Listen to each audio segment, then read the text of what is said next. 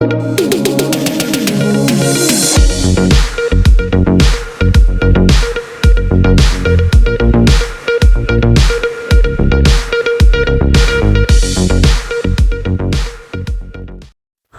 عليكم ورحمة الله وبركاته.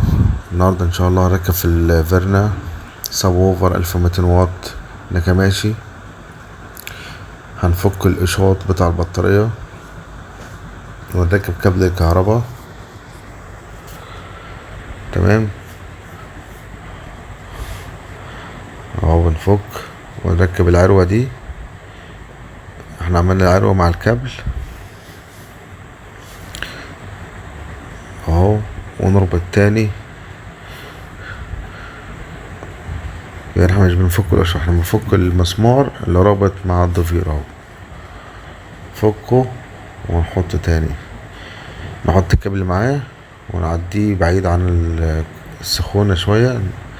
وفي مكان هنا في طبة هنا في الفيرنا في المكان ده تعدي منه الكابل براحتك او اي كابل تاني. بعد كده تسحبه من جوه لغاية ما يبقى مشدود مظبوط اهو. المكان اهو في طبة في المكان ده بنعدي منها الكابل كهرباء. ودي الصباية اللي هتركب اهي 1200 واط، سعرها حوالي 1750.